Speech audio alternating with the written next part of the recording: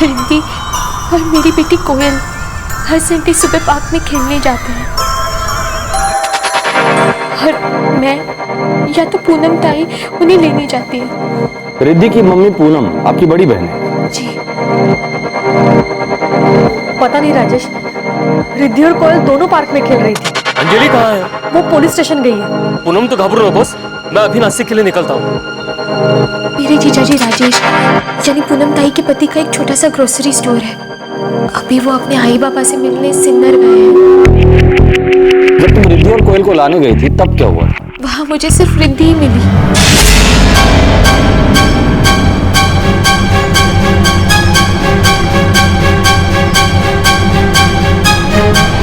रिद्धि? रिद्धि कोयल कहाँ है? रिद्धि ने बताया कोई अंकल आए थे और कोयल उनके साथ चली गई। कोई अंकल आए थे और कोयल उनके साथ चली भी गई? मुझे लगा कि कोई पड़ोसी होगा, फिर मैंने आसपास पूछा। कोयल, कोयल, भैया आपने किसी छोटी सी बच्ची को यहाँ से जाते हुए देखा? नहीं, कोयल, कोयल।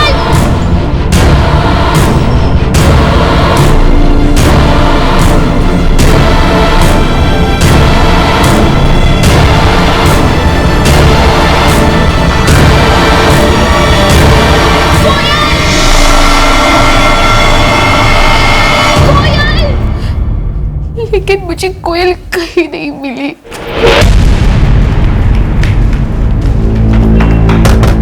ताई, ताई, कोयल आई क्या? तुम्हें तो रिद्धि और कोयल को लाने गई थी। कोयल को कोई ले गया ताई। क्या? हर जगह ढूंढा मैंने उसे ताई, कहीं नहीं मिली वो।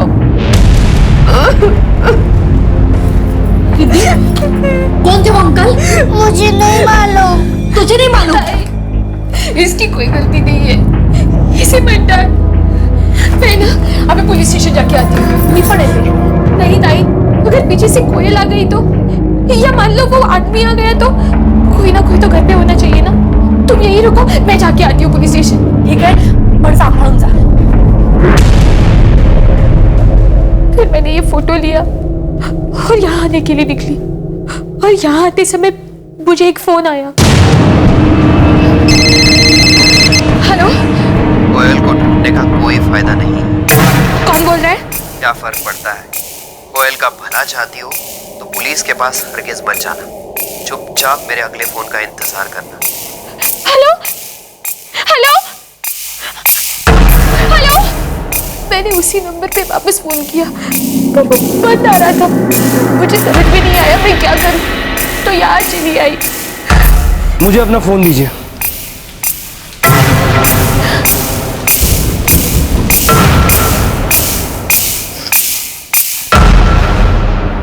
तीन साल की कोयल की जिस तरह से किडनैपिंग हुई थी, उससे तो यही लग रहा था कि यह काम किसी जानकार का था, लेकिन हालात को देखकर ऐसा भी लग रहा था कि यह काम किसी अनजान आदमी का भी हो सकता था। एक पेचीदा केस और पुलिस किडनैपर को ढूंढने और बच्ची की जान बचाने की कोशिश में जुट गई।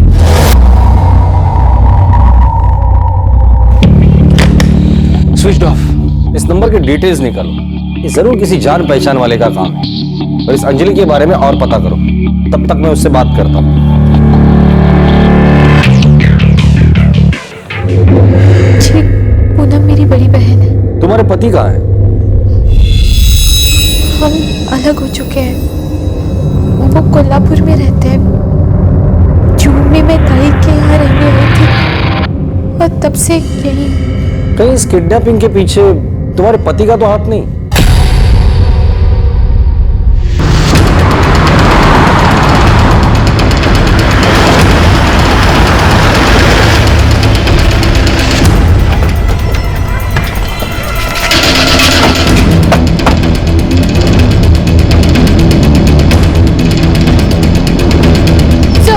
मुझे यहाँ रिद्धि अकेली खेलती हुई मिली।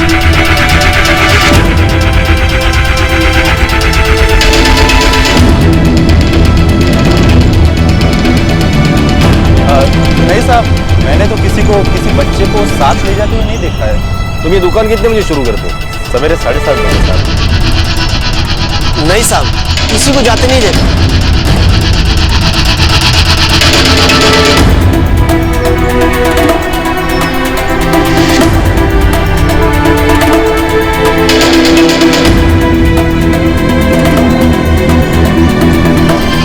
ताज्जुब की बात है, लड़की को किसी ने भी किसी के साथ बाहर जाते देखा नहीं। इसका मतलब ये आदमी जान पहचान वाला है।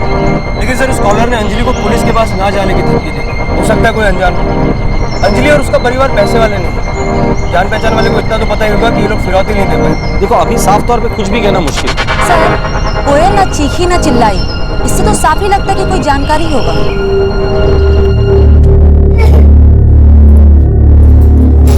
सर, रिद्धि बहुत डर गई है। आप अपने पति से अलग रहती है? निकल जाओ मेरे घर से, और तुम कोयल को भी अपने साथ ले जाओ। हरीश, लेकिन मैं कहाँ जाऊंगी? मुझे नहीं पता, पर दोबारा अपनी शक्ल मुझे मत दिखाना। कहीं इस किडनैपिंग के पीछे तुम्हारे पति हरीश का तो हाथ नहीं? शायद वो बच्चे की कस्टडी चाहता हो। ये नहीं हो सकता है।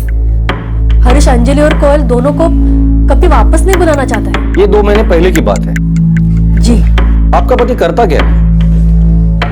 टैक्सी चलाता है। कोल्हापुर में? जी। आपके पति ने आपको घर से क्यों निकाला? कुछ घरेलू झगड़े थे, लेकिन अंजलि उनसे बात करके सब कुछ ठीक करने की कोशिश कर रही है। मुझे बस मेरी कोयल वापस चाहिए सर।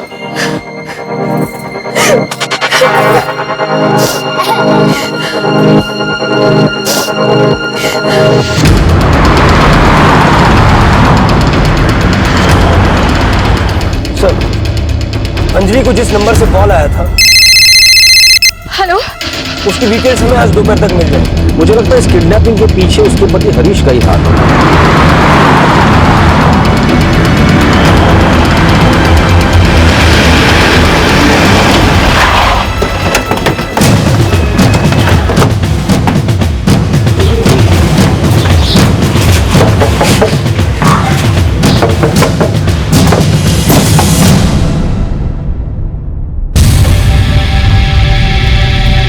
मैं क्यों कोयल को किडनैप करूंगा साहब? मैंने ही तो अंजलि और कोयल को इधर से जाने के लिए कहा था।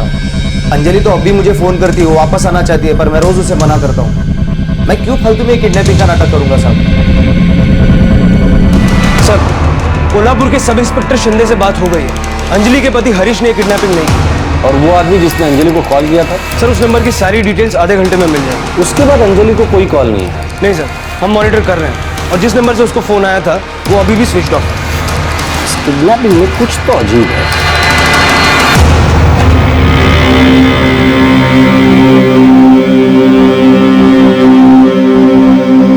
पता नहीं राजेश, रिद्धि बहुत डर गई है, कुछ बोल नहीं रही है।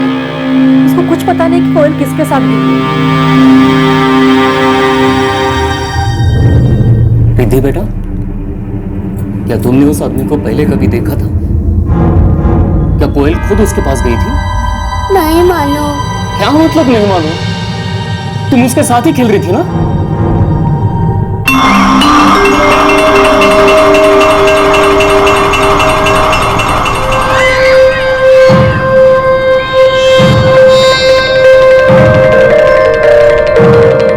रिद्धि बेटा, कोयल खो गई है। तुम्हें ये बात समझ आ रही है? बेटा तुम जीजा जी, इसे मत डांटिए, इसकी कोई गलती नहीं है।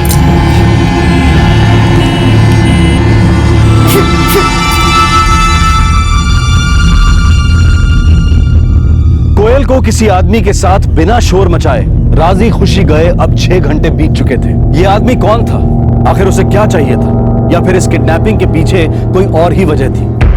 चेतन शंकर देसाई, नंबर है 444567878, जिससे अंजलि को फोन आया था। हेलो, कोयल को ढूंढने का कोई फायदा नहीं है। कौन बोल रहा है? क्या फर्क पड़ता है? कोयल का भला चाहती हो तो पुलिस के पास हरगिज मत जाना। चुपचाप मेरे अगले फोन का इंतजार करना।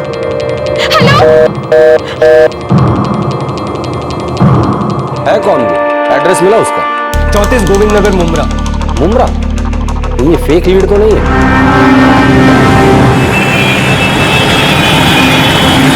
हाँ सर, गोविंद नगर तो है। अब हमें ये देखना है कि वो एड्रेस और ये आदमी भी है कि नहीं।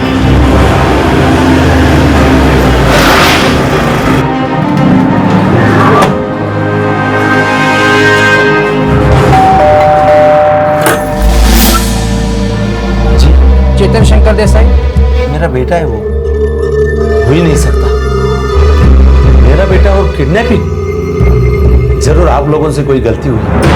444567878 यही नंबर है ना उसका? जी। फोन बंद है। क्या बोलता साहब? मैं एक रिटायर्ड पुलिस कांस्टेबल हूँ सर, मेरा बेटा कोई ऐसी गलती नहीं कर सकता। जरूर आप लोगों से कोई गलत फहमी हुई है। चेतन है कहाँ अभी? जी नासिक। नासिक में कहाँ? अपनी बहन के घर। मेरी बेटी निमिषा अपने पति के साथ रहती है वहाँ। उनका एड्रेस? चेतन शंकर देसाई नाम का आदमी है, उसके पिता एक कांस्टेबल थे। 1 साल पहले वॉलंटरी रिटायरमेंट लेके 2 साल से मुंब्रा में रह रहे हैं। अभी ये चेतन है कहाँ? सर, उसके माता पिता ने बताया कि वो अपनी बहन निमिषा और जीजा प्रदीप कुंते के साथ यही नासिक में गुरुदेव नगर में रहता है। गुरुदेव नगर?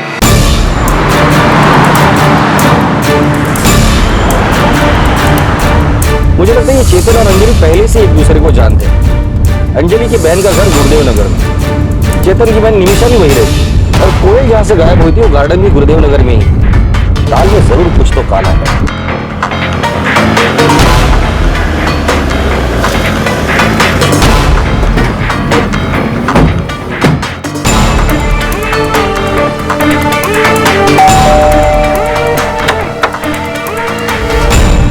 निमिषा कुंटे जी?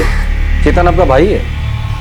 जी हाँ, चेतन तो सुबह से बाहर गया है। उसका फोन बंद आ रहा है। पता नहीं, मैंने उसे फोन नहीं किया। वो यहाँ क्यों आया है? मेरा घर है, मेरा भाई है वो। इसमें अजीब क्या है? आप चेतन को क्यों ढूंढ रहे हो? एक 3 साल के बच्चे के किडनैपिंग के सिलसिले में हम लोग उसे ढूंढ रहे हैं। सर, आपको कोई गलतफहमी हुई है। चेतन ऐसा कभी नहीं कर सकता। क्या आप लोग कोयल की मां अंजलि और उसकी बहन पूनम को जानते हैं? अरे देवा!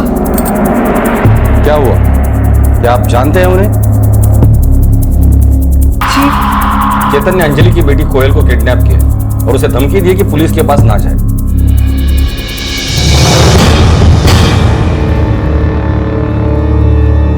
ये माजरा क्या है? ये सारी मेरी गलती है। क्यों? सर, चेतन कुछ टाइम के लिए यहाँ रहने आया था, तो मैंने उसे ऐसे ही बातों बातों में बता दिया कि अंजलि 2 महीनों से पूनम क्या रह रही है। क्या चेतन अंजलि को पहले से जानता था? क्या चेतन अंजलि को पहले से जानता था? जी, वो दोनों एक दूसरे को जानते थे जब हम मालवन में थे। दरअसल अंजलि भी मालवन से ही है।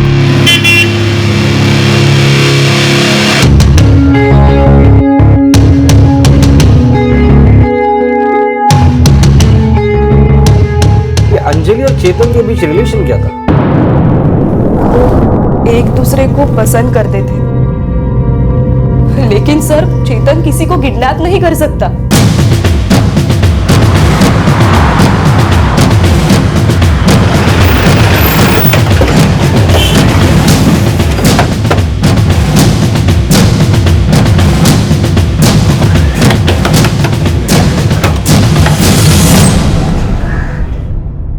मैं चेतन को जानती हूँ। अंजलि के चेतन की वजह से तुम अपने पति से अलग हुई थी? देखो अंजलि, हमें लगता है कि तुम कुछ छिपा रही हो। अगर चेतन ने बच्ची को किडनैप किया और उसके बाद उसने तुम्हें फोन किया था, तो तुमने उसकी आवाज तो जरूर पहचानी। हेलो अंजलि, बता दो सच क्या है? अब पुलिस को यकीन हो गया था कि दाल में जरूर कुछ काला है। अब जब वो कॉलर, उसकी पहचान, उसका नंबर, सब कुछ पता चल चुका था, तो ये बात जाहिर थी कि कुछ ऐसा था जो अंजलि जानती थी लेकिन सबसे छिपा रही थी। ये जानते हुए भी कि कोयल को किसने किडनैप किया है, अंजलि ये बात सबसे क्यों छिपा रही थी? मैं बताते हुए डर रही थी। ताई ने मुझे कभी दोबारा चेतन से बात करने के लिए मना किया था। और तुम्हें पता था कि उसकी बहन यहीं कहीं आसपास रहती है और वो अपने बहन के घर आया हुआ था। पसंद है ना? इसके बाद हम येलो वेफर्स लेंगे और फिर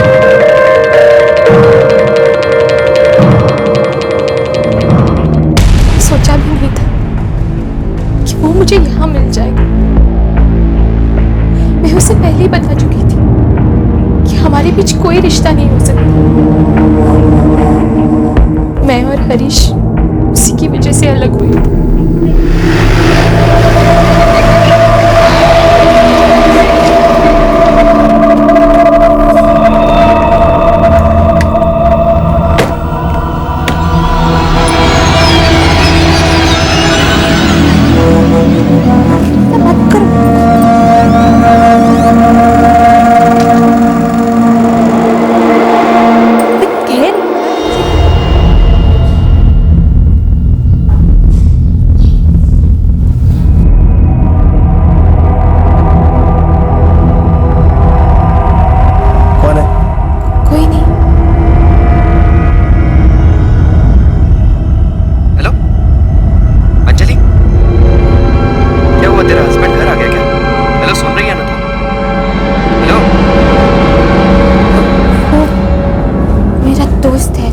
चेतन।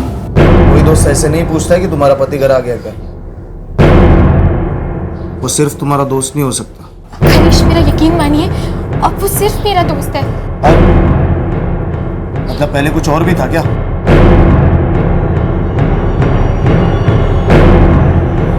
वो शादी से पहले मेरा बॉयफ्रेंड था।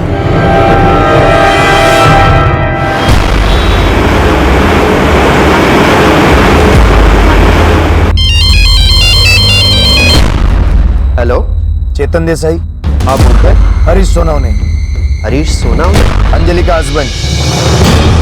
हाँ बोलो। मेरी वाइफ के साथ तुम्हारा क्या चल रहा है? देखो, सीधा सा सवाल पूछा है, एक मर्द के जैसे सीधा सा जवाब दो। मैं अब भी अंजलि से बहुत प्यार करता हूँ, और सच बोलूं तो वो तुमसे प्यार नहीं करती। उसे तुम्हारे साथ जबरदस्ती शादी करनी पड़ी थी, और अगर तुम्हें सच में उसके खुशी की परवाह है तो उसे जाने दो। मैं अब भी उसे बहुत चाहता हूँ।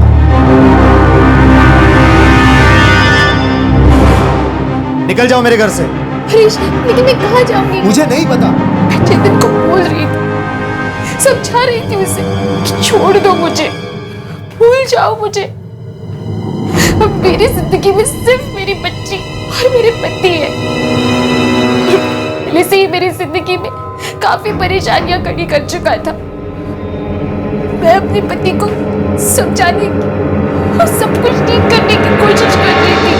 बस बहुत पसंद है ना? इसके बाद हम येलो वेफर्स लेंगे और फिर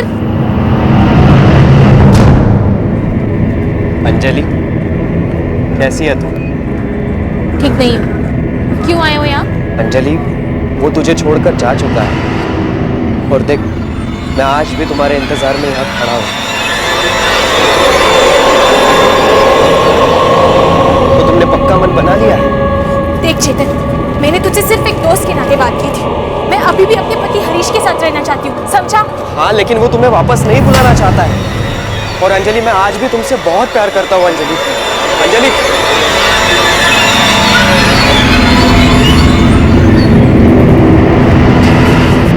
अंजलि प्लीज समझो। देखो, मेरे साथ चलो, जिंदगी भर मैं तुम्हारे साथ रहूंगा। हमेशा से हम लोग यही तो चाहते थे। चेतन, तुम क्यों नहीं समझते हो? हमारे बीच अब कुछ नहीं बचा है। क्यों अंजलि, क्यों? हम लोग 3 साल तक साथ में थे, एक दूसरे से प्यार करते थे, तो फिर क्या ये सब मेरी गलती थी? मैं तो बस अपना करियर शुरू ही करने जा रहा था। मैंने हमेशा तुम्हारे साथ जीने का सोचा, तब भी और आज भी मैं यही चाहता हूँ।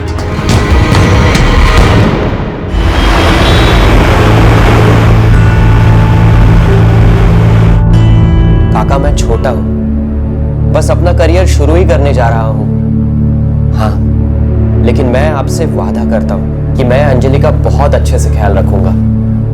मैं उससे बहुत प्यार करता हूँ। चेतन, तुम बहुत छोटे हो। जिंदगी इतनी आसान नहीं है जितना तुम समझते हो। आप ऐसे मत कीजिए। देखिए, मैं उससे बहुत चाहता हूँ। तुम करते क्या हो? बस आवारागर्दी? नहीं आई मैं चेतन को 3 साल से जानती हूँ। तो अब इसे भूल जाओ। हरीश अच्छा लड़का है और अच्छा खासा कमाता भी है। देखिए, मुझे आप बस थोड़ा सा टाइम दे दीजिए। मैं अपना काम ढूंढ लूंगा और फिर अंजलि से शादी करूंगा। देखो बेटा, अब और मुश्किलें मत करो। ये अंजलि के लिए ठीक नहीं होगा, ना हमारी। इस सब बचपन की बात है, सब भूल जाओ। हरीश के साथ अंजलि की शादी हमने तय कर दी है।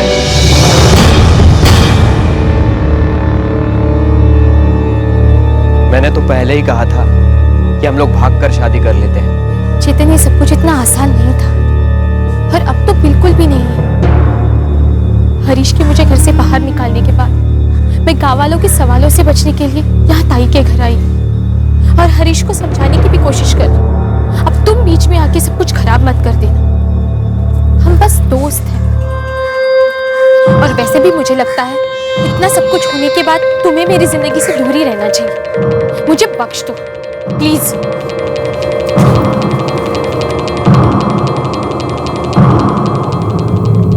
पर वो माना ही नहीं, मेरे पीछे पड़ा रहा। मैं डर गई थी। चेतन ने तुम्हारी बेटी कोयल को किडनैप किया है? हाँ, उसी ने किया है। अंजलि, उस वक्त एग्जैक्टली क्या हुआ था?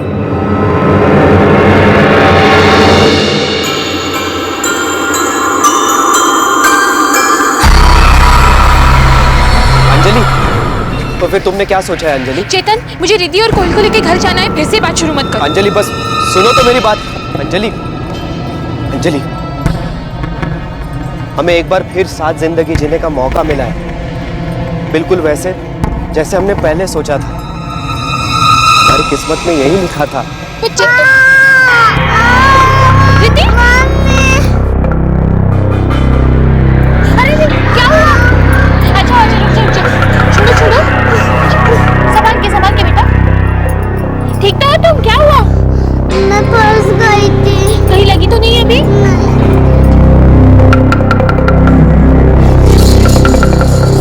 चलो चप्पल कहाँ रखी है? देर हो रही है। हाँ चलो जल्दी से पहनो, देर हो रही है ना, घर जाना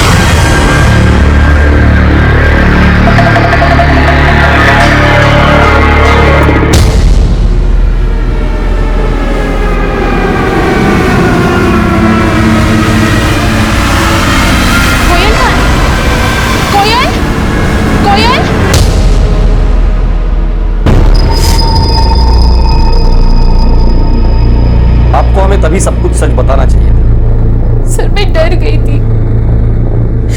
मैं नहीं चाहती थी कि ताई को पता चले कि चेतन अभी भी मेरे पीछे पड़ा है। और एक बच्ची की जान खतरे में, तुम्हारी अपनी बच्ची। सर, चेतन का फोन अब भी बंद आ रहा है। पर मुझे लगता है उसने फोन पर बच्ची के लिए तुम्हें कोई धमकी भी नहीं दी होगी। उसने दी थी सर। हेलो अंजलि। चेतन, चेतन कहाँ हो तुम? अंजलि, मुझे अब तुम्हारी ना नहीं सुननी है। या तो मुझसे शादी करो या फिर कोयल को भूल जाओ। देखो चेतन, तुम मुझे ऐसी धमकी नहीं दे सकते। देखो अंजलि, मैं सच बोल रहा हूँ, मैं तुमसे बहुत प्यार करता हूँ और मैं तुम्हें पाने के लिए कुछ भी कर सकता हूँ। हेलो हेलो चेतन, चेतन। मुझे नहीं लगता कि चेतन बच्ची के साथ कुछ करेगा, लेकिन फिर भी उसकी धमकी को हमें लाइटली नहीं लेना चाहिए। मुझे मेरी बच्ची सही सलामत वापस चाहिए। देखो, चेतन ने दोबारा तुम्हें फोन नहीं किया और हम लोग अभी तक उसका फोन ट्रेस नहीं कर पाए, लेकिन हम लोग उसे ढूंढ लेंगे और तुम्हारी बेटी सही सलामत तुम्हारे पास लेकर आए।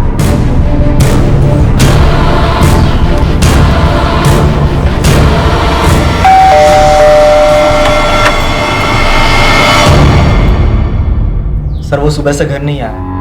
देखिए, उसके पास 3 साल की बच्ची है और अभी उसका दिमाग भी ठिकाने पर नहीं। सर, हम आपसे वादा करते हैं, हम बच्ची को वापस लाने में आपकी पूरी मदद करेंगे।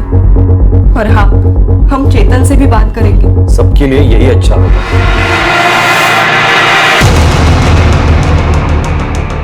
सर, इस चेतन को अगर लगा कि उससे कुछ नुकसान हो सकता है तो कोयल मुसीबत में पड़ सकती है। हमें चेतन से बात करनी चाहिए और उसे समझाना चाहिए कि वो जो कुछ भी चाहता है वो इस तरह से मुमकिन नहीं होगा। वो दोबारा फोन करेगा। उसे पता नहीं चलना चाहिए कि पुलिस तुम्हारे साथ है। वो जो कहे मानती है। उसे बोलो कि अगर वो तुम्हारी बेटी को अपनी बेटी की तरह अपनाने के लिए तैयार है तो तुम उसके साथ रहने के लिए तैयार है। हमें बस हर हाल में उससे कोई भी बेवकूफी करने से रोकना। एक प्रेमी पागलपन पर उतारू था, जिसकी वजह से एक 3 साल की बच्ची की जान खतरे में। सब उम्मीद कर रहे थे कि वो फोन करेगा, लेकिन रात हो गई थी और उसका कोई कॉल नहीं आया था। डर अब बढ़ता जा रहा था।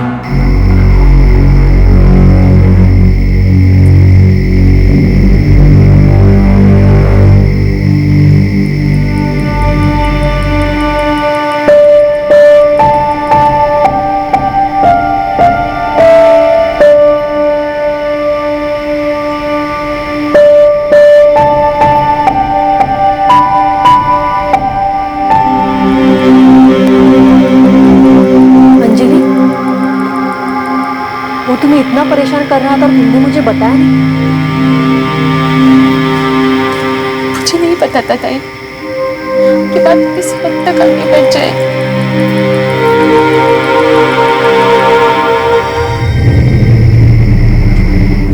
चेतन मुमरा में भी नहीं है। ये सारी मेरी ही गलती थी। मुझे उसे बताना ही नहीं चाहिए था कि अंजलि अपनी ताई पूनम के यहाँ। क्या कर दिया उसने? सर, चेतन का फोन अब भी बंद आ रहा है। आखिर वो चाहता क्या है? उसके माँ बाप के मुमरा के घर और उसकी बहन के यहाँ के घर के बाहर निगरानी रखी जा रही है सर। वो कहीं और छिपा हुआ। सर, सभी थानों में खबर कर दी है। गेस्ट हाउस में लुकआउट के लिए लोग लगा दिए हैं। समझ नहीं आ रहा कि आखिर वो छिपा कहाँ है।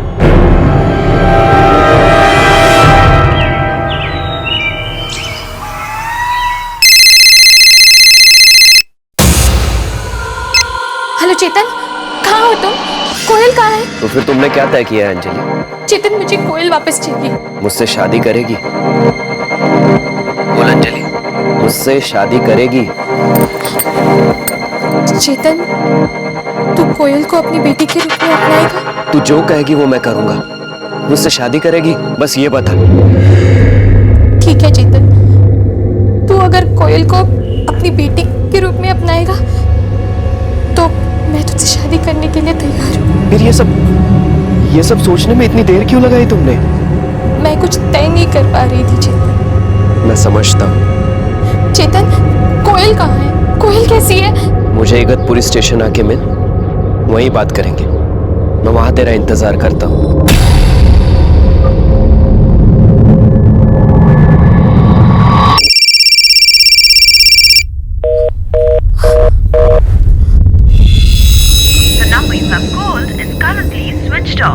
ताई, इसने फोन बंद कर दिया है।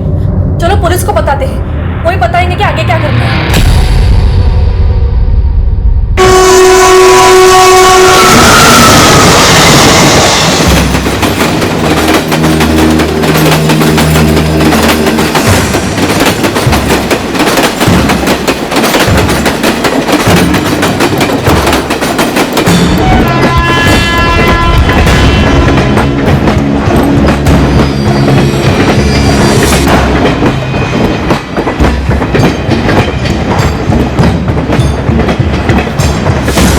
नॉर्मल बिहेव करना, लोग आसपास ही रहेंगे। हमें कोयल को बचाना है।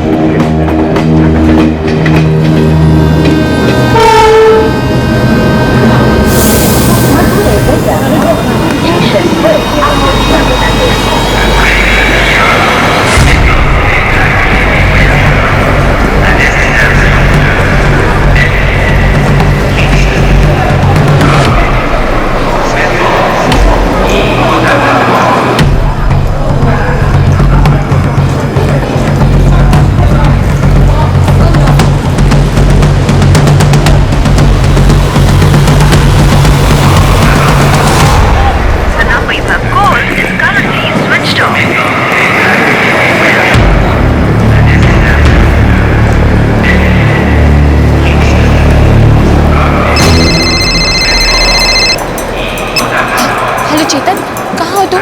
अकेली आई हो या पुलिस को साथ लेके आई हो? मैं अकेली ही आई हूँ चेतन। तुम कहाँ हो और कोयल कहाँ है? कसारा में। अगली ट्रेन पकड़ो और वहां पहुंच जाओ। हेलो हेलो,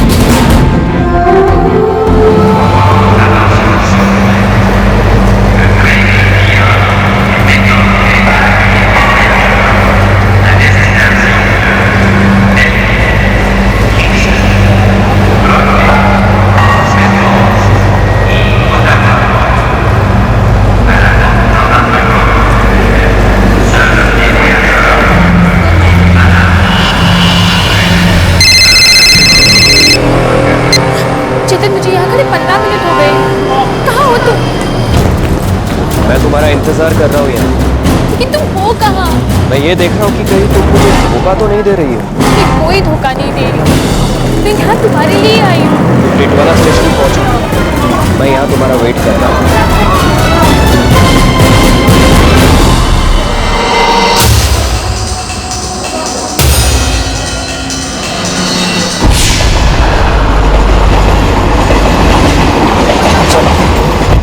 ये आदमी क्या खेल खेल रहा है हमारे साथ?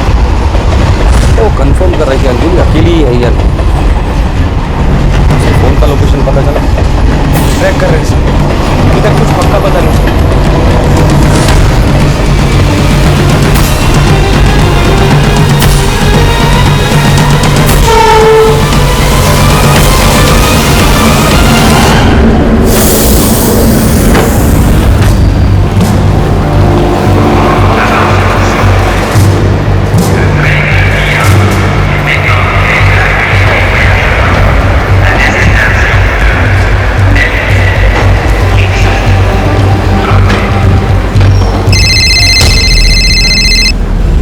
हेलो चेतन, कहाँ हो तुम? क्या खेल खेल रहे हो मेरे साथ चेतन? फेल नहीं है, टेस्ट है तेरा, बस एक और टेस्ट। क्या मजाक लगा रखा है मेरे साथ चेतन? डोंबिवली स्टेशन पहुंचे, मैं तुझसे वहां मिलता हूँ।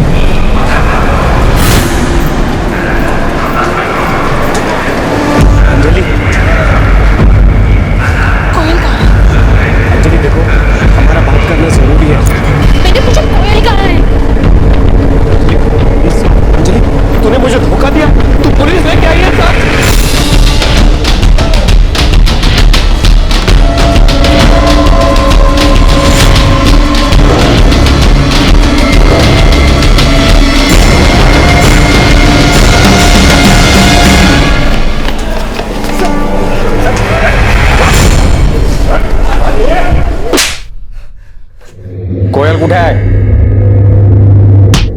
चेतन, मैंने पूछा कोयल कहाँ है? चेतन बोल मेरी बच्ची कहाँ है? हाँ? बोलो चेतन मेरी बच्ची कहाँ है? बोल मेरी बच्ची कहाँ है चेतन? चेतन बोल, कोयल कहाँ है? भागीजा, तूने मुझे फिर से धोखा दिया। साले, बता दे बच्ची कहाँ है, वरना हड्डियां तोड़ के हाथ में रख दूंगा मैं। मैंने कोयल को मार दिया।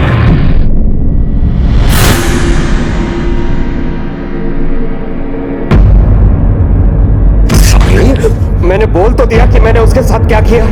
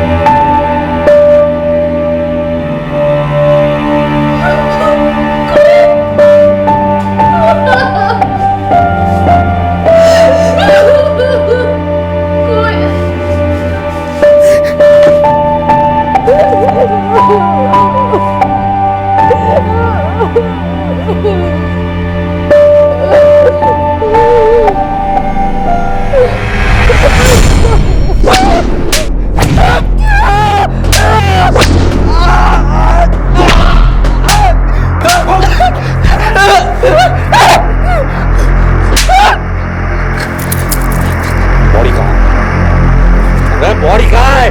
मैंने उसे नहीं मारा। बच्ची कहाँ है? डोंबिवली स्टेशन के पास एक नाई की दुकान पे छोड़ा था मैंने उसे।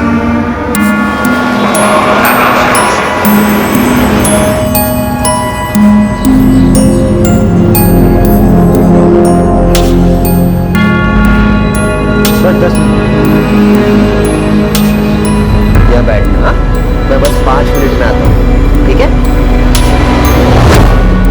भैया, मैं बस सिगरेट पी के आता हूँ। आया। चल।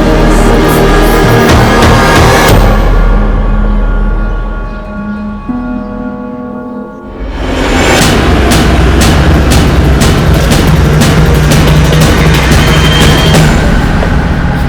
कोई लड़का आया था यहाँ 3 साल की बच्ची के साथ। हाँ, बच्ची को छोड़ गया, फिर वापस लौटा ही नहीं। बच्ची कहाँ है? बच्ची रोने लगी तभी पता चला वो उसका बाप नहीं था। आप रोने का नहीं? हाँ हाँ हाँ, आप कुछ बताओगे नहीं तो हम वापस घर कैसे छोड़ेंगे? बोलो बोलो बेटा। अरे ये तो रो रही है। वो आदमी इस बच्ची का बाप या रिश्तेदार तो नहीं लग रहा था। कुछ तो झोले शामिल।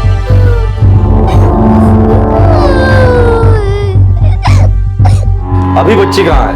मैंने पुलिस स्टेशन जाके बच्ची को सौंप दिया। मुझे कोई लफड़ा नहीं चाहिए था। कौन सा पुलिस स्टेशन?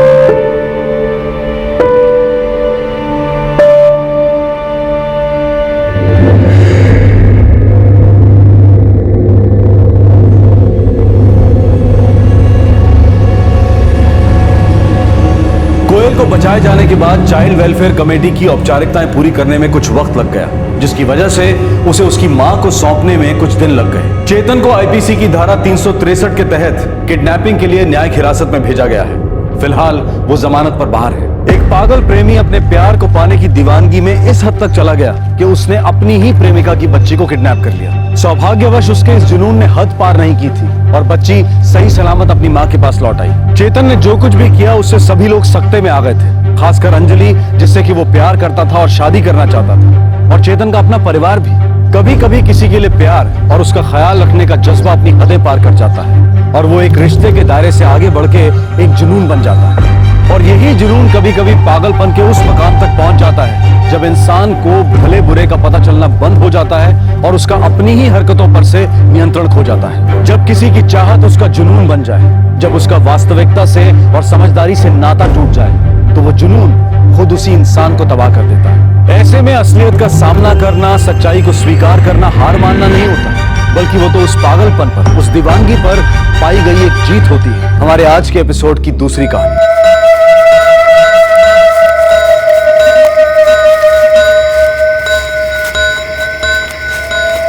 वो कह रही थी कि वो हम दोनों को नहीं जानती थी।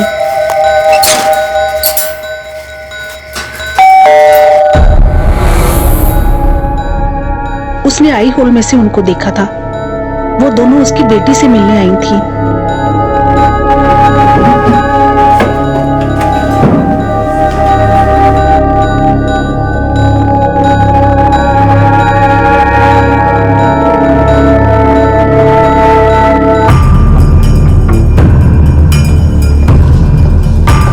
ये दवाई, ये एंटी डिप्रेशन पिल्स है सर, और इनमें से कुछ एक स्लीपिंग पिल्स भी हैं।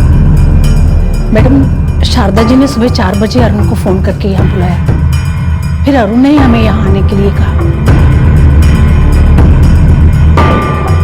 तो शारदा जी को अभी भी नहीं पता कि उनकी बेटी मर चुकी है।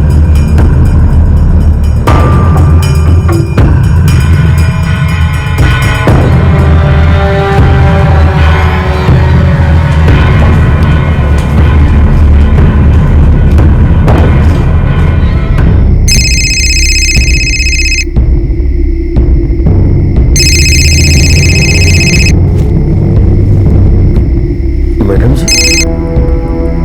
हाँ मैडम जी। अरुण,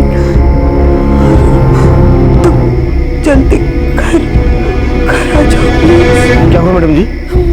मुझे नहीं पता क्या हुआ है। जल्दी आओ।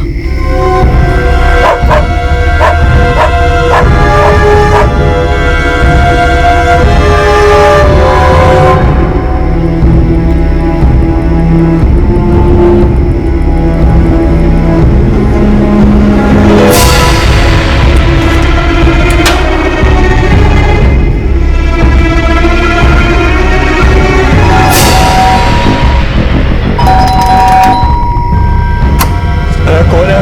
साहब अरुण। क्या एक्चुअली हुआ है? शारदा मैडम को फोन आया था, उनके घर कुछ हुआ। क्या हुआ है? पता नहीं साहब, वो बहुत घबराई हुई थी। मुझे बहुत डर लग रहा है साहब। आइए साहब। चाबी है तेरे पास? हाँ साहब, चाबी है मेरे पास। आइए चलो।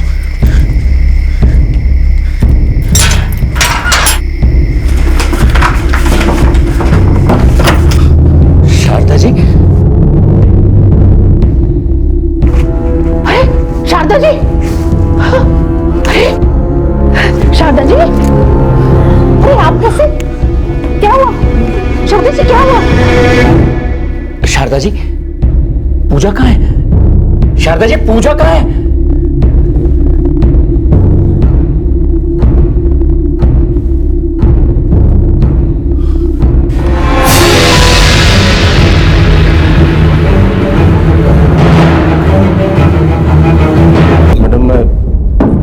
शारदा मैडम और भूपेंद्र साहब का ड्राइवर हूँ।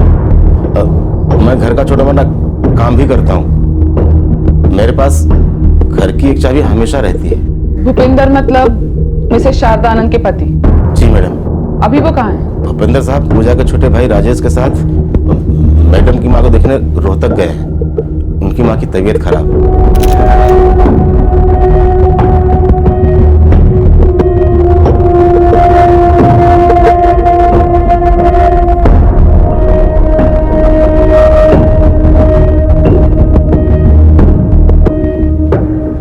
सेल्फ लॉकिंग डोर है मैम। 2 लोग आए थे जैसा कि शारदा जी ने इन लोगों को बताया।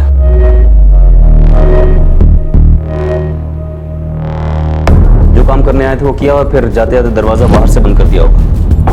मैडम, घर में चोरी हुई है। अलमारी, तिजोरी सब खुला पड़ा है और खाली है। Any fingerprints? नो मैम, पूरे घर में किसी के फिंगरप्रिंट्स नहीं मिले। मैडम जी, मैंने भूपेंद्र जी को खबर कर दी है और वो वापस आने के लिए निकल भी चुके हैं। पर समझ में नहीं आ रहा शारदा जी को कैसे बताएं। उनकी बेटी मर चुकी है।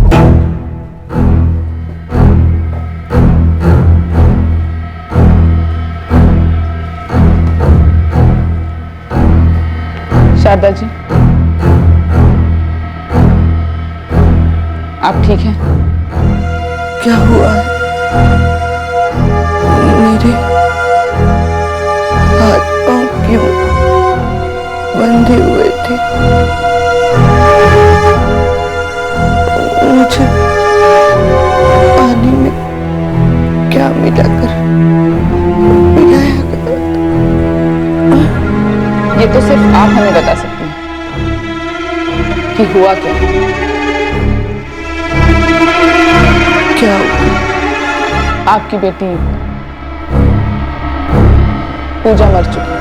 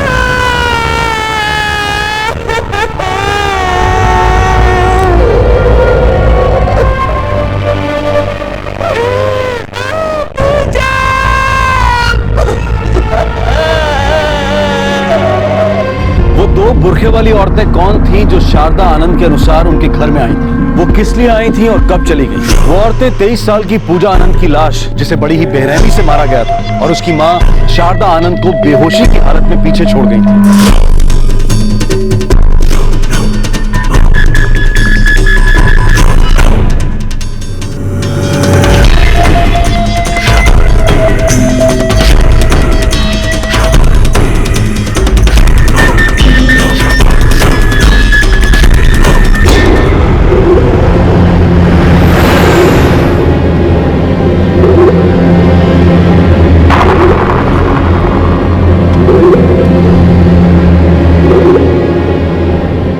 मिसेस शारदा आनंद अब कैसी है? उनका ट्रीटमेंट चल रहा है, अब पहले से बेहतर है।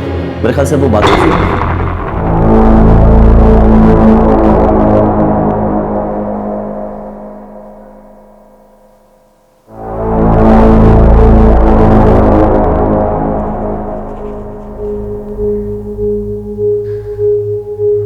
मेरे ख्याल से 9:45 बज रहे थे।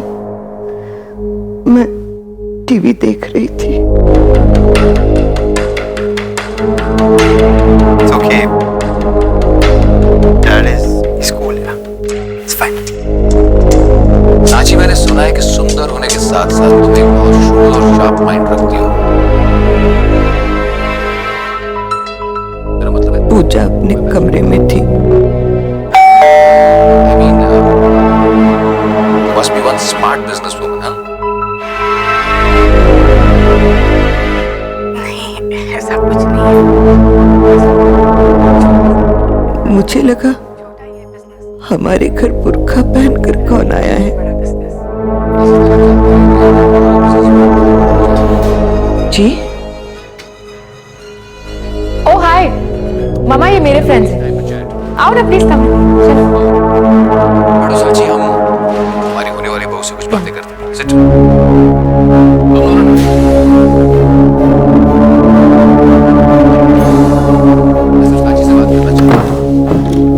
पूजा उन्हें लेकर अपने कमरे में चली गई। मैं फिर टीवी देखने लगी। लगभग आधे घंटे बाद 10:15 बजे शायद पूजा अपने कमरे से बाहर आई। मामा, आपने दवाई ली? हाँ बेटा।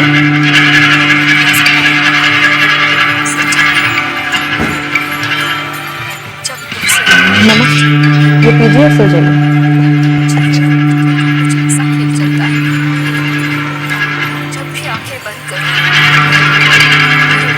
थैंक यू बेटा। मैंने शायद 10-15 मिनट और टीवी देखा होगा कि मेरी आंखें भारी होने लगी।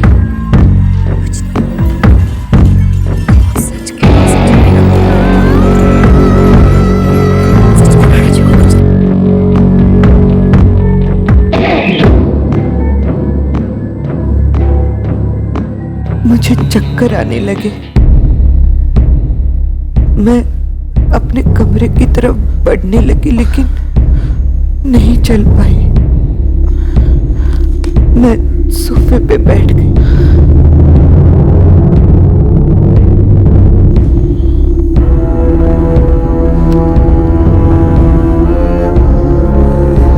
पता नहीं कब मेरी आंख लग गई। जब आंख खुली तो देखा मेरे हाथ पांव बंधे हुए थे।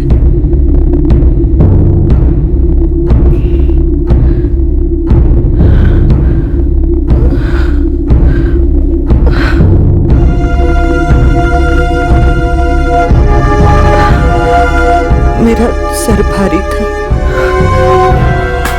किसी तरह से मैंने अपने हाथ खोले।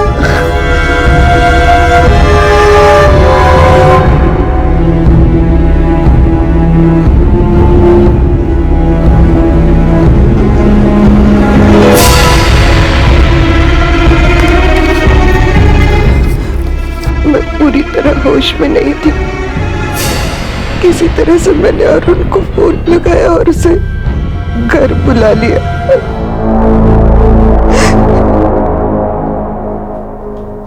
कैसे मर सकती है? वो मुझे पानी देने आई थी।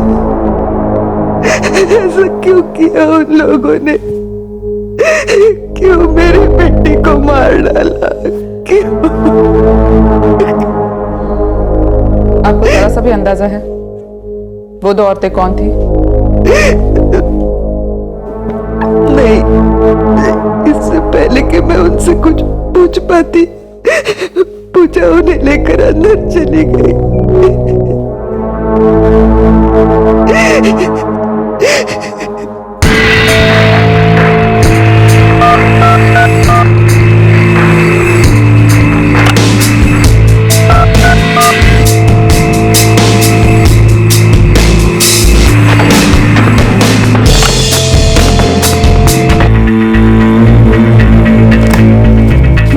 पूजा के कॉल लिस्ट में या फिर फोन बुक में किसी भी मुस्लिम लड़की का नाम नहीं है, सिवाय एक नाम है, और वो एक लड़के का नाम है, शाहिद अनवर।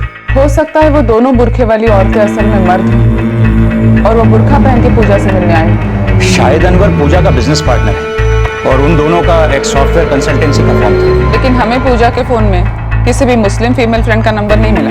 इतना तो हम कुछ नहीं बता सकते हैं, पर हाँ इतना कह सकते हैं कि जो आनंद परिवार है वो दूसरे लोगों से कम ही बातचीत करता था और कुछ नहीं, बस इतना ही कि वो दूसरे लोगों से ज्यादा बातचीत नहीं करते थे। आस पड़ोस वालों से बात करो, जरूर कुछ गड़बड़ है।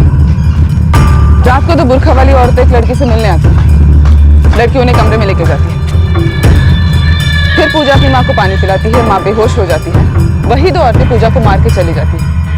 घर से कुछ गहने और पैसे भी चोरी होते हैं। ये चोरी का केस नहीं, चोरी का सिर्फ नाटक किया गया। मुझे लगता है वो दो औरतें पूजा को मारने आई थी। बिजनेस राइवलरी भी हो सकती है। पूजा आनंद शाहिद अनवर के साथ सॉफ्टवेयर कंसल्टेंसी फर्म में पार्टनर थे।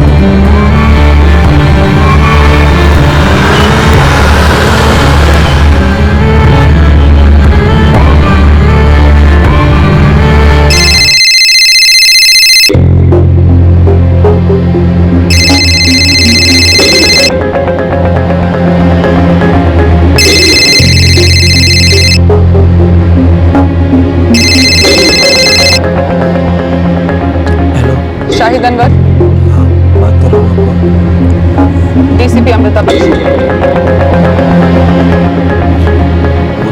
क्या आप जानते हैं आपकी पार्टनर पूजा आनंद का खून हो चुका है? क्या? कब? मुझे आपसे कुछ बात करनी है। सच कहूं तो वो लोग ज्यादातर लोगों से अलग ही रहते और इसकी वजह थी उनकी बेटी पूजा। क्यों? पूजा के साथ ऐसी क्या प्रॉब्लम थी? सर वो कुछ अलग तरह की लड़की थी, लड़कों से काफी घुल मिल जाती थी, काफी फ्रैंक नेचर की थी और बोल्ड थी। सर वो ड्रिंक भी करती थी। हाँ सर मैंने कई बार उसे देर रात को नशे की हालत में धुत घर लौटते हुए देखा था।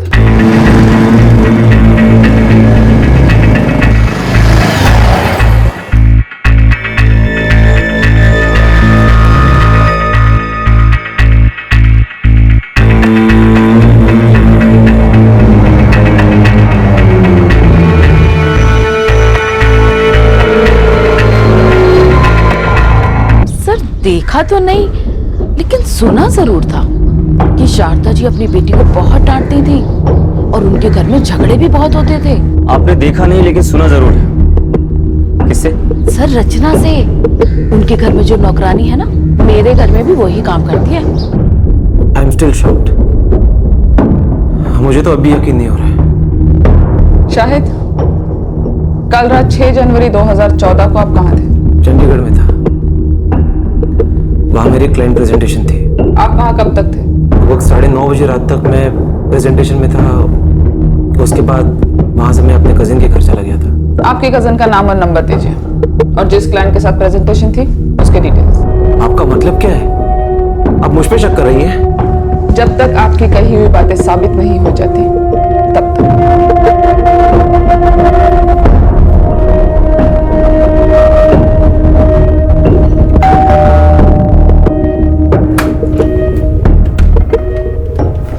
अब्बास शेख जी, आप शाहिद की कजन हैं? जी हाँ, लेकिन बात क्या है?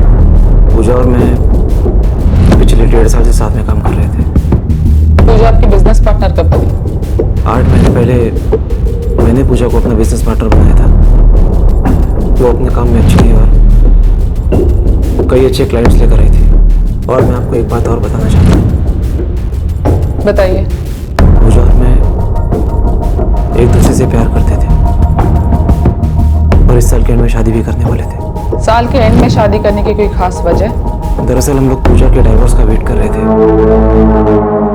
उसके माँ बाप भी जानते हैं कि हम लोग शादी करने वाले थे। पूजा के husband, I mean ex husband, उनका नाम क्या था? कौशल। मैं उसे पर्सनली तो नहीं जानता, लेकिन इतना पता है कि पूजा के साथ कॉलेज में था।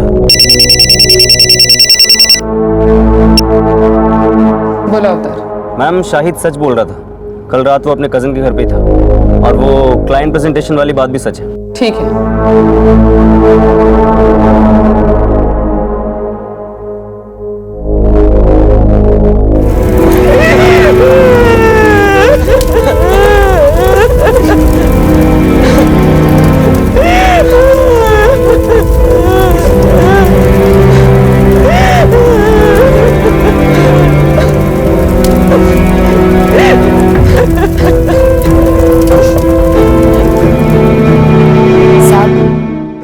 मैडम और भूपेंद्र साहब दोनों ही बहुत अच्छे इंसान हैं। लेकिन मैं पूजा के बारे में पूछ रहा हूँ, वो कैसी थी?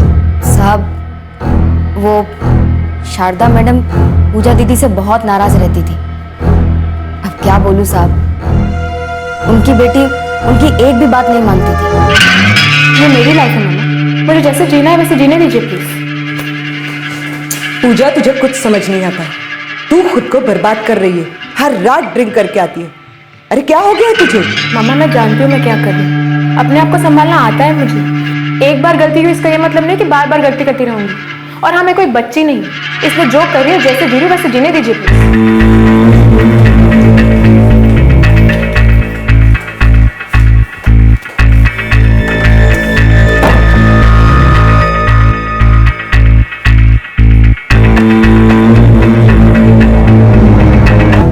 पूजा ने अपने कॉलेज के एक दोस्त के साथ शादी की थी।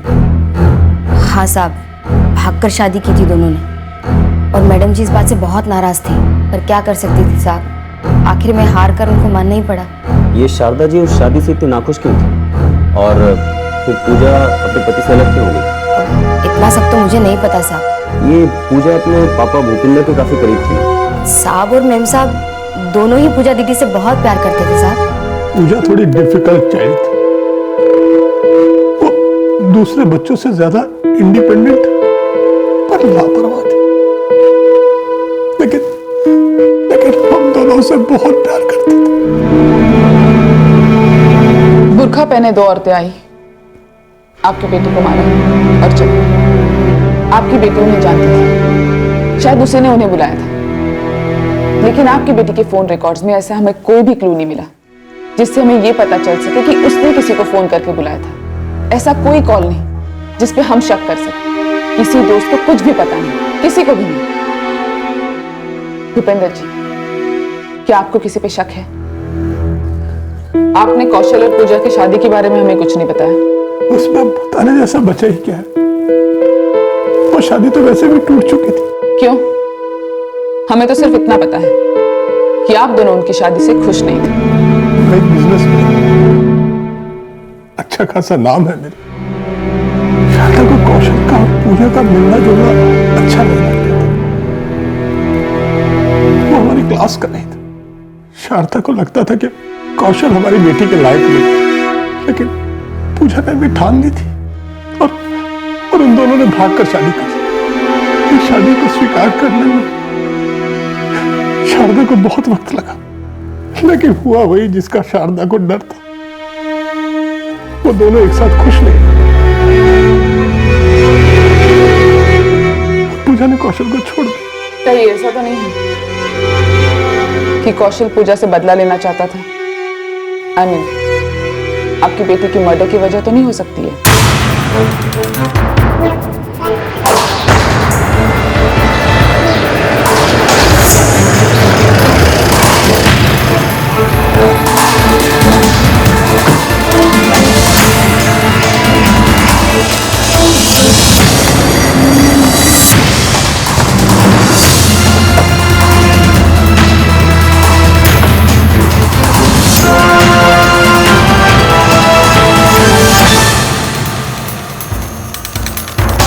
कौशल कुमार।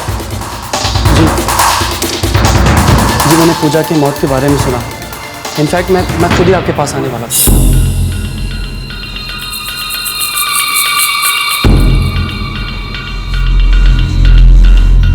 पूजा को क्यों मारा? क्या मैम क्या कह रही हैं आप? मैं तो अभी पुणे से लौटा हूँ, अपने कजन के साथ था। वहाँ जब टीवी पे पूजा की मर्डर की न्यूज़ सुनी तो मैं तुरंत वापस लौट आया। आखिर वो मेरी वाइफ थी। Ex wife. Pooja already divorce के लिए फाइल कर चुकी थी। डिवोर्स हुआ नहीं था, मैं तो यही कोशिश कर रहा था कि वो हम लोग फिर से एक साथ हो जाएं। और जब आप नाकामयाब हुए तब आपने उसे मार डाला। मैं पूजा से प्यार करता था। तो फिर मिस्टर कौशल वो आपको छोड़कर गई क्यों?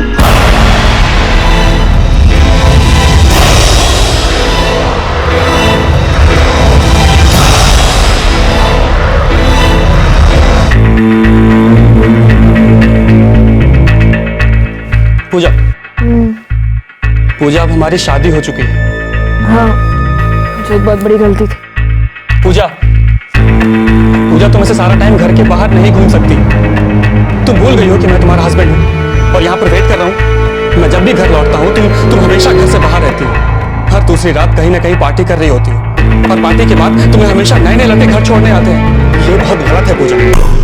गलत है तो ठीक है, मैं ये शादी तोड़ देती। बस फिर मैं इतनी बोरिंग जिंदगी नहीं जी सकती। वो हर चीज अपनी शर्तों पर अपने ढंग से करना चाहती थी। लेकिन इसका मतलब ये नहीं है कि तुम उसे मार डालो। ये आप क्या कह रही हैं मैम? वो मुझे छोड़कर चली गई, लेकिन मैंने कभी उसे अपने दिल से नहीं निकाला था। मैं आपको कैसे बताऊं, मैं उससे बहुत प्यार करता था। दो लोग घर में आए। पूजा ने अपनी माँ को एक गिलास पानी दिया और माँ को नींद आ गई। क्या ऐसा हुआ होगा कि तय कुछ और था और हुआ कुछ और?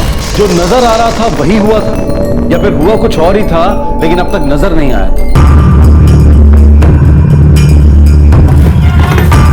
मैम, शाहिद के फोन रिकॉर्ड्स क्लीन है, शक करने वाली कोई बात नजर नहीं आई। और कौशल भी उस रात पुणे में था अपने कजन के साथ। मैंने खुद उसके कजन से बात की और फोन रिकॉर्ड से भी कंफर्म किया। पूजा के फादर भूपेंद्र आनंद के फोन रिकॉर्ड्स में भी कुछ अटपटा नहीं लगा। हाँ, शारदा जी को 6 जनवरी 2014 को रात 10:20 पर एक फोन आया था। किसका? उनके ड्राइवर कम सर्वेंट अरुण का। लेकिन ये बात ना ही हमें शारदा जी ने बताई, ना ही अरुण ने। अरुण के पास हमेशा घर की एक चाबी रहती है और वही अच्छी तरह से जानता था कि घर में पूजा के पिता या भाई दोनों भी नहीं।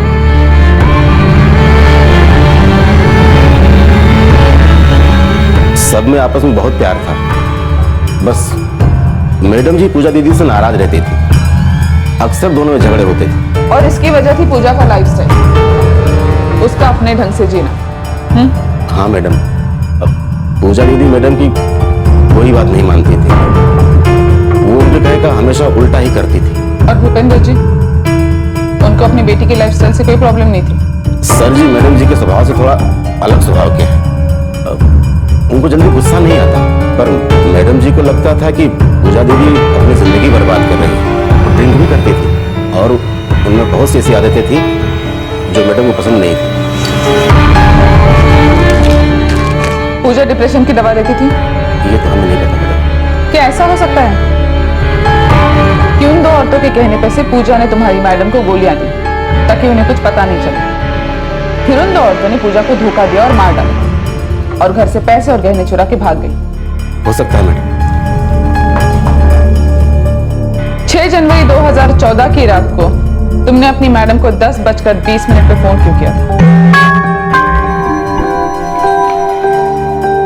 ये बात तुमने हमें नहीं बताई, तुम्हारी मैडम के फोन रिकॉर्ड से हमें ये बात पता चली। हाँ, किया था। क्यों? मैडम, मैं दूध लेने बाहर गया था। मैं मैडम के घर के पास ही रहता हूँ। आते आते देखा कि मैडम के घर के बाहर कार खड़ी थी।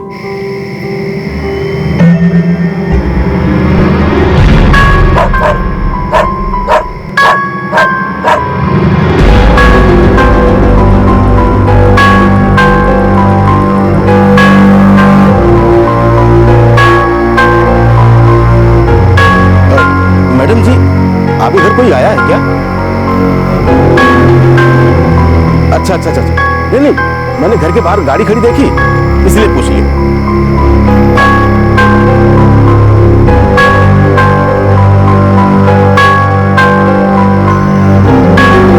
घर के बाहर गाड़ी का खड़ा है, इसमें ऐसी अजीब बात क्या है जो तुमने उन्हें फोन करके बताया? सर जी रोहतक गए थे, तब घर पर मैडम और दीदी थी, इसलिए पूछा था। तुमने गाड़ी देखी, तुम्हें चिंता हुई, तुमने फोन किया और उसी रात को फोन हुआ। मैडम, अगर मुझे जरा भी शक होता कि कुछ गलत हो रहा है या होने वाला है तो मैं तुरंत उनके घर पहुंच जाता, और जब मैडम ने कहा कि चिंता की कोई बात नहीं है, ऐसे ही कोई मिलने आया है, तो मैंने सोचा कोई जान पहचान वाला ही होगा। कार कौन सी थी? कार छोटी थी, कौन सी थी ये ठीक से याद नहीं। हो सकता है वो दोनों औरतें उसी कार से आई हूँ। आपने कार देखी थी? नहीं, अरुण का फोन आया था, पर मैंने कार नहीं देखी। जब मैंने दरवाजा खोला, वो दोनों औरतें अंदर आई और पूजा के साथ उसके कमरे में चली गई। अब कार से आई थी या नहीं ये नहीं पता। अरुण ने आपको रात को 10:20 पे कॉल किया था, लेकिन ये बात आपने हमें नहीं बताई। शायद बात दिमाग से निकल गई। A to Z खोद डाला मैडम, कहीं कोई गड़बड़ नहीं है, कोई सुपारी नहीं दी गई है। बाहर का कोई आदमी? अब तक तो ऐसा कुछ भी सामने नहीं आया, लेकिन पूजा के बारे में आपने जो कुछ भी पता किया है एकदम सही है। ड्रिंकिंग करना, पार्टी करना, ये सब उसका शौक था। और ये भी सच है मैडम कि उसकी अपनी माँ के साथ नहीं पड़ती थी, और उनके कंसल्टेंसी फर्म को लेकर भी कोई पंगा नहीं था मैडम। पार्टनर के साथ अच्छी दोस्ती थी और काम में भी आड़ा तिरछा डीलिंग नहीं था। मैम, पूजा की पूरी कॉल लिस्ट को स्कैन किया, कहीं कोई छोटा सा भी ऐसा क्लू नहीं जिससे पता चले कि वो दो औरतें कौन थी। अरुण, कहीं ऐसा तो नहीं कि वो कार वाली कहानी बना रहा है?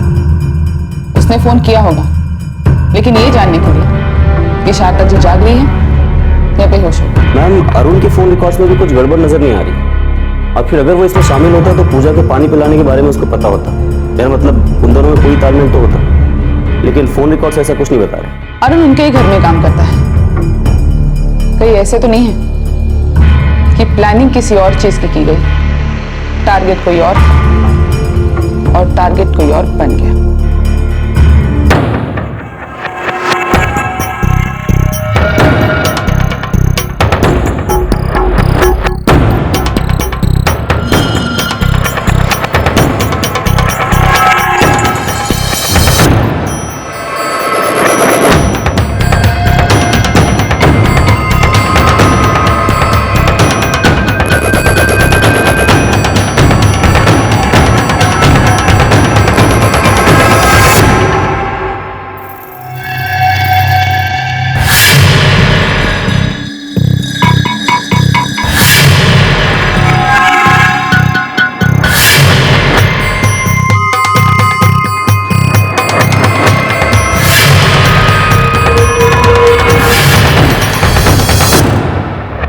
शारदा जी को अभी भी नहीं पता कि उनकी बेटी मर चुकी है।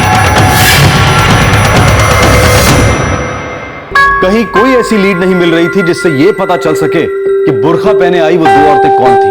अब तक सिर्फ इस जुर्म का एक ही मकसद सामने आ रहा था और वो था चोरी, लेकिन वो सच नहीं लग रहा था। ऐसा लग रहा था कि चोरी सिर्फ असल जुर्म पर पर्दा डालने के लिए की गई है, लेकिन पुलिस को अब तक ऐसा कोई क्लू नहीं मिल पाया था जिससे वो ये कह सकें कि ये चोरी सिर्फ एक ड्रामा था। 4 दिन बीत चुके थे और फिर अचानक एक रोशनी की किरण नजर आई। मैम, पूजा के फ्रेंड्स के कॉल रिकॉर्ड्स फिर से स्कैन कर रहा था, उसी वक्त मुझे उसकी फ्रेंड का फोन आया, अदिति।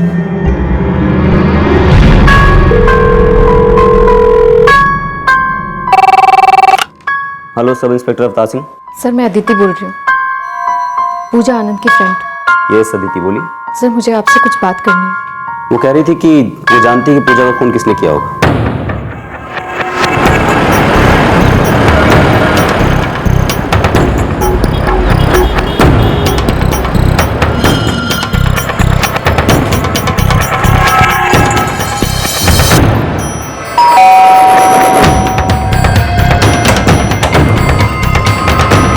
तुम जानती हो पूजा के घर में आई हुई वो दो औरतें कौन थी?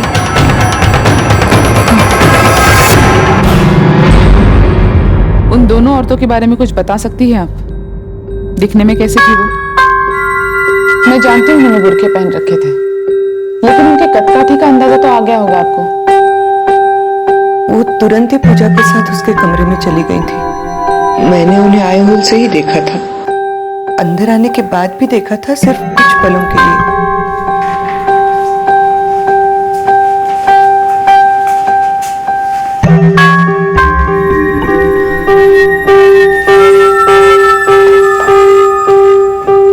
ये मेडिसिन बॉक्स हमें पूजा के रूम से मिला था।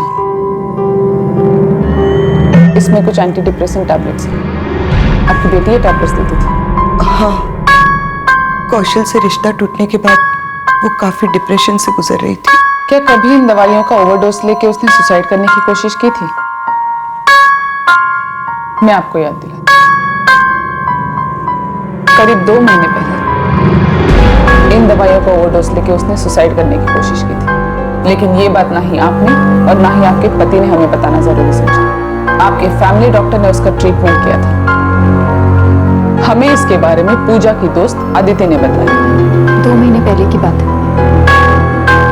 पूजा ने सुसाइड करने की कोशिश की थी? नहीं, ये बात तो मैं मान ही नहीं सकती कि पूजा जैसी लड़की कभी सुसाइड कर सकती है। बहुत बिंदास थी, लाइफ अपने ढंग से जीती थी, पर सुसाइड, ये बात तो वो कभी सोच भी नहीं सकती थी। वो एंटी डिप्रेसेंट टैबलेट ले रही थी। हाँ, पर वो कभी ओवरडोज नहीं ले सकती थी। अदिति, मुझे नहीं लगता कि मैंने कोई ओवरडोज लिया। याद नहीं है तुझे? नशे में होगी। अरे डॉक्टर ने तेरे पेट से सारे टैबलेट्स फ्लश आउट किए। अरे यही बात तो मुझे परेशान कर रही है। मैंने तो लाइफ में कभी सुसाइड करने के बारे में सोचा तक नहीं। तो बता, मैं सुसाइड क्यों करूंगी? आपकी बेटी सुसाइड करने के बारे में क्यों सोचेगी? वो शाहिद से प्यार करती थी, उससे शादी करने वाली थी, अपनी शर्तों पर जिंदगी जी रही थी।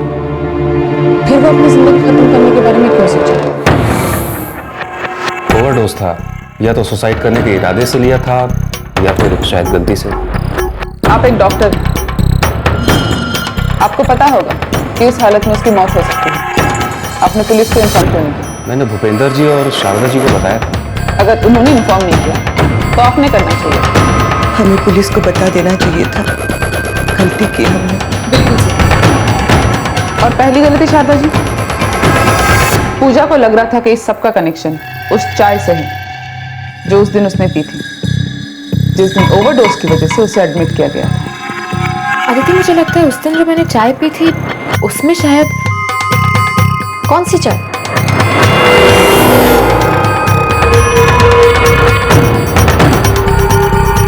आपको क्या लगता है आपकी बेटी ने अदिति से ये क्यों कहा होगा कि उसे वो चाय नहीं पीनी चाहिए?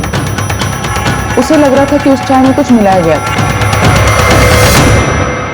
और वो चाय उसने नहीं बनाई थी, आपने बनाई थी अपनी बेटी के लिए।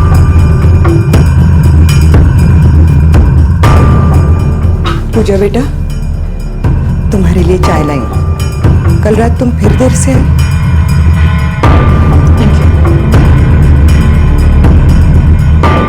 पूजा को ऐसा स्ट्रांगली लगता था कि वो ओवरडोज से चाय में मिलाकर दी गई। मम्मा को अचानक से मुझ पे इतना प्यार कहां से आ गया कि वो मेरे लिए चाय बना कर ले? अदिति, उस दिन तो मुझे कुछ समझ में नहीं आया, लेकिन अब समझ में आ रहा है कि मम्मा मेरे लिए चाय क्यों बना कर लेती। आपके कहने का ये मतलब है कि मैंने पूजा की चाय में नीम की गोलियां मिलाई थी? नहीं, ये मैं नहीं कह रही, ये आपकी बेटी को लगा, लेकिन उसे ये लगना बिल्कुल नॉर्मल है, क्योंकि आपसे ये लाड प्यार वो बिल्कुल एक्सपेक्ट नहीं कर रही थी। वो मेरी बेटी थी। फिर आपने अपनी बेटी को क्यों मारा? मैं अपनी बेटी को क्यों मारूंगी? क्योंकि आप उससे नफरत करती थी। फिर भी थी तो वो मेरी ही बेटी ना। लेकिन आपको उसके जीने का रंग ढंग बिल्कुल पसंद नहीं था। आपको उसका आपकी मर्जी के खिलाफ जाना बिल्कुल पसंद नहीं था। आपको तो उसकी और कौशल की शादी भी मंजूर नहीं थी, और आखिर हुआ वही जो आपने पहले ही कहा था। वो अलग हो गए, लेकिन फिर भी आपकी बेटी ने अपने जीने का रंग ढंग नहीं बदला। आपके मुताबिक वो कभी सुधर ही नहीं सकती थी। फिर उसने शाहिद से रिश्ता जोड़ लिया। वो उससे शादी करना चाहती थी, लेकिन आपको ये रिश्ता भी मंजूर नहीं था, क्योंकि वो आपके धर्म का नहीं था। इसका मतलब ये तो नहीं कि मैं अपनी ही बेटी को मरवा दूंगी। सॉरी, मैंने कहा आपने अपनी बेटी को मार डाला, मैंने ये नहीं कहा कि आपने अपनी बेटी को मरवा डाला। ये नया एंगल तो आपने हमारे सामने रखा। मिसेस शारदा आनंद, आपने चाय में दवाई का ओवरडोज देकर अपनी बेटी को मारने की कोशिश की, और जब आप नाकामयाब रही तब आपने उसका गला घोटने की कोशिश की।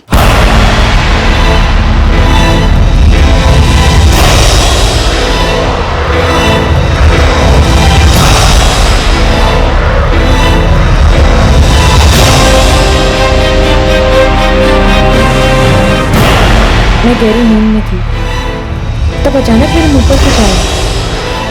मुझे सांस लेना मुश्किल हो रहा था तो किसी तरह मैंने उस पिल्लो को धक्का दिया जो मेरे मुंह पर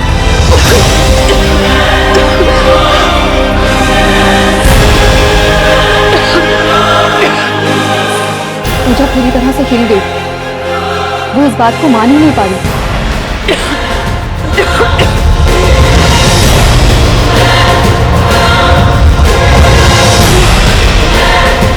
भगवान, मैं यहाँ कैसे आ गई? मैं क्या कर रही थी? मामा, आप क्या कर रही थी? आप पागल हो गई हो क्या? क्या हुआ पूजा? मैं तुम्हारे कमरे में कैसे आ गई?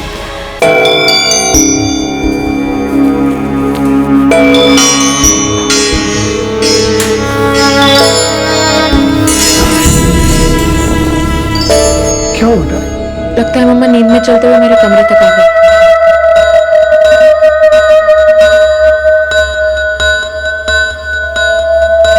मम्मा आप ठीक है?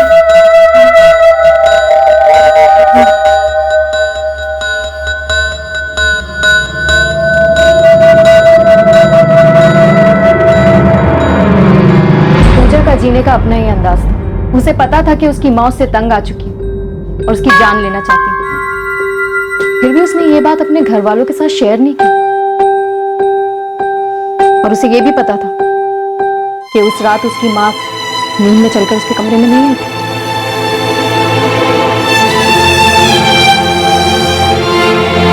मिसेस शारदा, आपकी बेटी ने आपको पानी का ग्लास नहीं दिया था क्योंकि वो अपने कमरे से बाहर ही नहीं आई थी।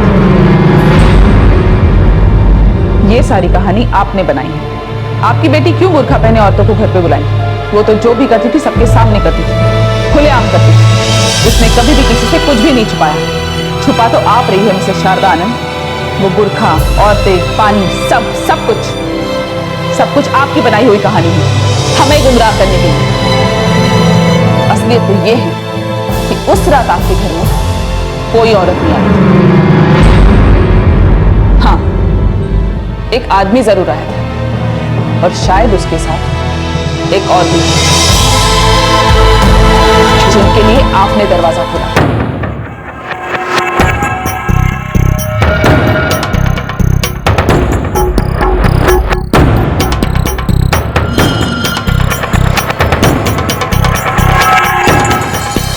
बलबीर सिंह, अमृतसर पुलिस स्टेशन में हेड कांस्टेबल। अब वो कौन है? आपका मुंह बोला भाई, जिसे आपके पिता ने गोद लिया था। आपने उसे घर बुलाया। आपकी बेटी की दोस्त अदिति ने जब हमें बताया कि पूजा के खून में आपका हाथ हो सकता है, तो हमने दिन रात इकट्ठा करके आपकी पूरी इंफॉर्मेशन जमा कर ली। तब हमें पता चला कि 5 और 6 तारीख को आपका मुंह बोला भाई यहीं पे था, पंचकुला में। लेकिन आपके पति को इसके बारे में कुछ भी इंफॉर्मेशन नहीं थी। 5 तारीख को यहाँ? नहीं, ऐसा नहीं हो सकता। वो जब भी यहाँ आता है तो हमेशा घर जरूर आता है।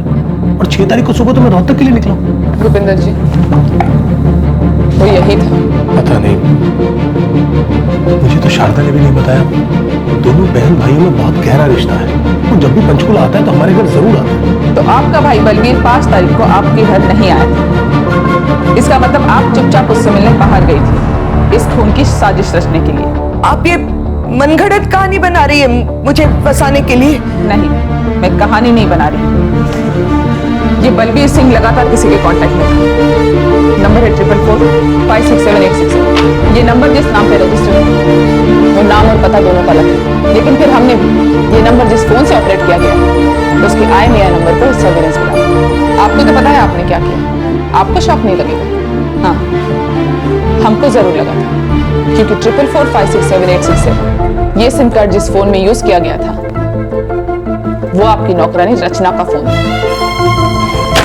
हमारे पास पक्के सबूत हैं कि तुम्हारे फोन में नया सिम कार्ड डालकर बलबीर सिंह, जो कि शारदा जी के मुंह बोले भाई हैं, उनसे बात की गई। मुझे कुछ नहीं पता, मैं सच कह रही हूँ, मुझे कुछ नहीं मालूम। मुझे नहीं पता कि मैडम जी ने मेरे फोन के साथ में क्या किया। मेरा फोन? वो क्यों मैडम जी? पहले दो तो सही। ये लो, नया फोन तुम्हारे लिए नए साल का गिफ्ट है, ले लो। और इस नए सिम से आप लगातार आपके भाई बलबीर सिंह के कांटेक्ट में थी उस रात तक जिस रात आपकी बेटी पूजा का खून हुआ। और सबसे जरूरी सबूत, जिस रात आपकी बेटी पूजा का खून हुआ उस रात आपके नए सिम का लोकेशन और आपके भाई बलबीर सिंह के फोन का लोकेशन एक ही था, और वो था आपका घर। मिसेस शारदा आनंद, आपने अपनी बेटी का खून करवाया, उसकी साजिश रची, और इस सारे नाटक की प्लानिंग भी आपने की।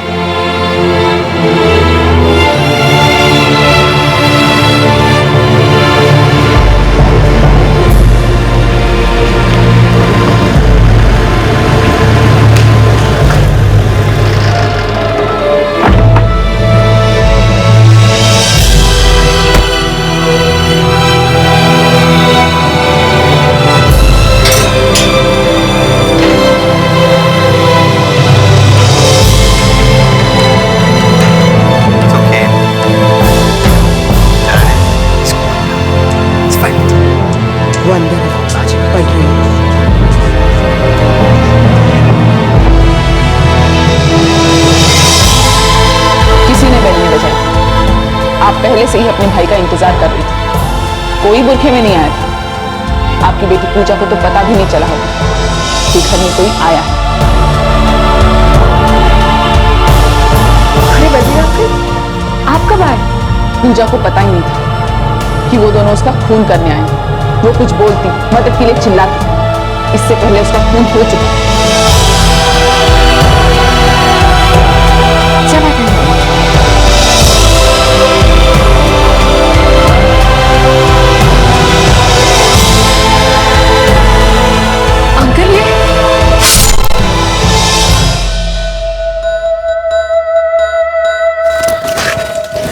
ये सब रख लो, वो गहने भी ले लो।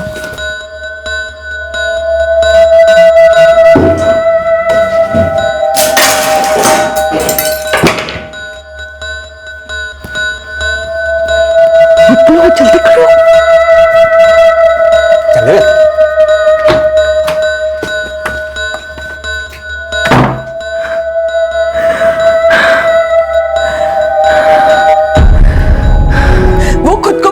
कर रही थी, खुद की जिंदगी खत्म कर रही थी वो। तो इसका मतलब ये है कि आप उसकी जान ले लें। मिसेस शारदा, उसे जीने का पूरा हक था, चाहे वो जैसे भी जिए। वो जानती थी वो क्या कर रही है। वो गलत आदतों में पड़ चुकी थी, अपनी जिंदगी बर्बाद कर चुकी थी वो, पहले उस कौशल के साथ और फिर उस शाहिद के साथ। जिंदगी उसकी थी, उसे जो ठीक लग रहा था वो कर रही थी। वो बालिग थी, आप नाखुश थे क्योंकि आपको उसकी लाइफस्टाइल पसंद नहीं। आप नाराज थी क्योंकि वो आपकी मर्जी के खिलाफ जा रही थी। आप उस पर रोक लगाना चाहती थी। आप चाहती थी वो वैसे जिए जैसे आप चाहती। आपको लगा कि वो जिंदगी में गलतियों पे गलतियां करती जा रही है और आपने उसकी गलतियां सुधारने के लिए उसी को मिटाकर आप उसकी गलतियां कैसे सुधारने वाली थी मिसेस आनंद? ये कैसा करेक्शन है? आपकी बेटी जैसे भी जी रही थी, वो किसी का नुकसान तो नहीं कर रही थी।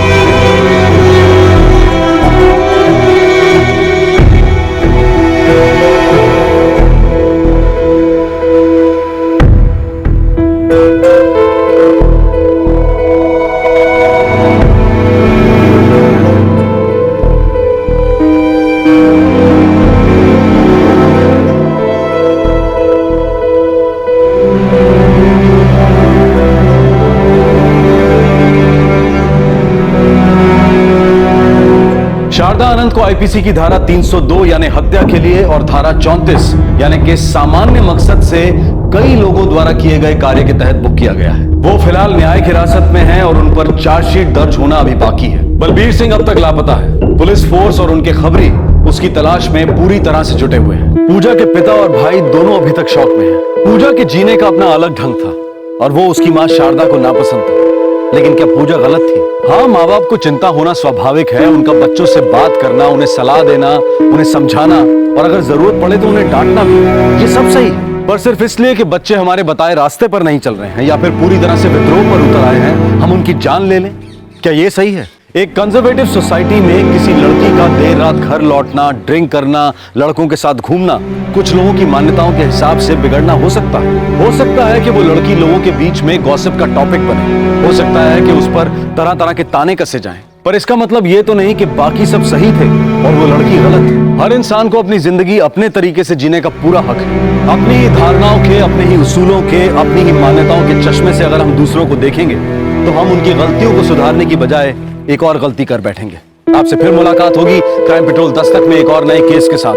तब तक अपना ख्याल रखें, सुरक्षित रहें और याद रखें, किसी की जान लेने से हम अपनी समस्याओं को नहीं सुलझा सकते हैं। जय हिंद। इस तरह के और भी एपिसोड देखने के लिए हमारे चैनल को सब्सक्राइब करें और बेल आइकन दबाना ना भूलें।